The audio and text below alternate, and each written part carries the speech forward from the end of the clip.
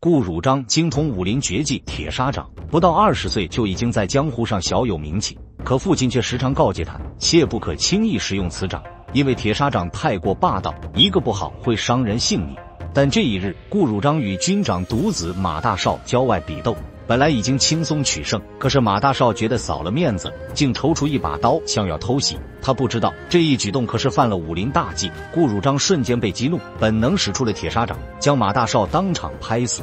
顾汝章闯下了大祸，父亲勃然大怒，要与他断绝父子关系。顾汝章苦苦哀求，发誓往后绝不再犯。但父亲没有心软，还是要将他逐出家门。顾汝章哪能明白，父亲只有用这种方法逼他逃走，他才不会被马军长抓走抵命。顾汝章背上包袱，一路向北，在一处偏僻的小树林中，一个劫匪将其盯上。他持刀进攻，不曾想对方只一掌就将他打翻在地。劫匪在雪地里不断的呻吟，顾汝章于心不忍，将其送进一个小木屋。原来劫匪叫沈老黑，他背井离乡10余年，想要多赚点钱，好让妻女过上好日子。可如今想回去看看他们，却还是身无分文，这才铤而走险当起了劫匪。沈老黑奄奄一息，他唯一的遗愿是求顾汝章能将自己的死讯传达给家里人。顾汝章依言来到省城，一番询问找到沈家。当沈老黑女儿沈佩珍得知父亲已经去世，悲痛大哭。虽然沈老黑不是一个负责任的父亲，但沈佩珍还是询问顾汝章父亲生前可有遗言。顾汝章至纯至善，没有说出沈老黑的落魄，只说自己欠了他父亲300块钱，如今打算留在此处找份工作，用每月的工资抵债。看到顾汝章如此坦诚，沈佩珍的闺蜜阿花心生好感，她自告奋勇说自己父亲三叔能帮这个忙。此处正在召开7省拳王大赛，由于需要搭建比赛场地，缺了不少人手，正好可以把顾汝章介绍进去。顾汝章在工地干活，一心只想多赚点钱，工作效率是其他人的3倍。年轻人尾期前来参赛，一眼就看出顾汝章身手不凡，他心生疑惑，询问顾汝章是不是会武功呢？但顾汝章在父亲面前发过誓，不愿再涉足江湖。他谎称自己只是一个普通的工人。尽管顾汝章低调行事，但他不知道不久之后自己还是要卷入一场江湖纷争。年轻帅气的顾汝章正在工地干活，一个女子竟看上了他。这时阿花照常来给他送饭，不想女子心生醋意，吩咐手下将阿花拦住。面对这个无理取闹的女子，顾汝章本想教训，但想到过去一幕，终究没有选择出手。好在尾妻恰时出现，帮忙解围，阿花才没有被欺负。女子见尾妻多管闲事，面露愠恻，放下一句狠话后扬长而去。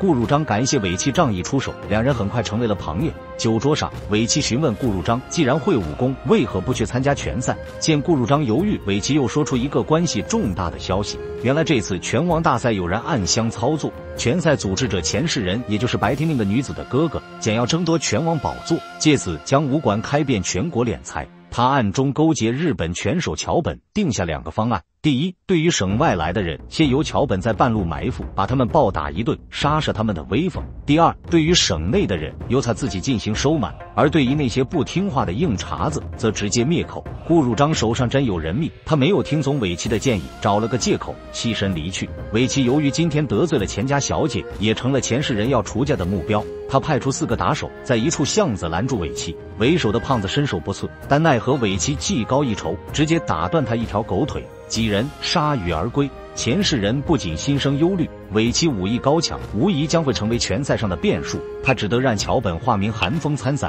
到时在比赛中对付他。他们的谈话被一位工人听到，钱大小姐朝他甩出飞镖，将其直接灭口。这个工人正是阿花的父亲三叔。父亲一夜未归，阿花担忧来到钱府寻人，却不料被色胆包天的日本人桥本盯上，惨遭玷污。等顾汝章得知消息的时候，他已经上吊自杀。顾汝章知道自己恐怕又会卷入一场江湖纷争，他将赚到的钱尽数交给沈佩珍，将要告辞离去。沈佩珍悲愤悄悄，当初他的工作是谁介绍的？平常的伙食又是谁去送他？现如今他们父女出事，你却做起了缩头乌龟。沈佩珍一把将钱盒子摔在地上，要他立马就滚。顾汝章沉默离开，尾妻正在巷口等着他。他已经知晓三叔父女被钱世仁逼死，他侠肝义胆要去找对方算账。这一次钱剧恐怕9死1生，到时候需要顾汝章替他参加拳赛。钱世仁想阴谋控制比赛，找些日本鬼子来，意图对抗我们的国术。他希望顾汝章能站出来，为中国人争光。无待顾汝章答复，尾妻已经肃然离去。来到钱府老巢，钱世仁缠住尾妻，胖子则在一旁助拳。最无耻的是，钱大小姐还在一旁放冷箭。尾崎翻身躲过，他抓准机会用飞镖扔向胖子，来了个漂亮反杀。这时桥本又飞身下场，尾崎毫无惧色，竟一脚将二人击飞。然而此时背后又是一把暗器袭来，尾崎终是没能躲过，遗憾落败。次日，拳赛如期召开，一切尽在前世人掌握之中。在场高手要么已被收买，要么就如尾崎一样直接缺席。真正留在台上的选手正被桥本一个一个击落擂台，而彼时的顾汝章已经背着包袱离开，但他脑海里不但浮现出阿发妇女被害的画面，以及尾崎那壮士临行的悲壮言语，他再不顾及自身的视野，毅然转身。此时决赛已经开始，桥本在前世人面前一阵装模作样，起招之后便不再还手，被前世人一脚踢下擂台。眼看拳王宝座要落入前世人手中，顾汝章终于出血，他宣布要代替尾崎出赛。桥本不知顾汝章深浅，扬言要挑战冠军，先胜过他，满是轻蔑神态。不料刚一交手，竟发现对方力道极强，随后数招更是没讨得半点便宜。眼看被打得节节败退，桥本折断一旁的旗杆当武器，对顾汝章猛下死手。顾汝章还是淡然应对，只是对于这日本人已然动了杀机。他猛然使出铁砂掌，伴随着一声闷响，桥本一口碎肉吐出，骤然倒地，再无生气。看到顾汝章击败桥本，前世人自知不是对手，选择悄然退散。顾汝章阴差阳错成了7省拳王，但是他没有接受拳王虚名，而是给沈佩珍留下一封书信后再度离去。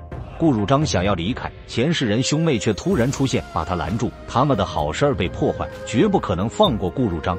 只是他们不知道，顾汝章能成为7省拳王，本来就是实至名归。他们这样贸然出手，不是过来报仇，完全就是来送人头。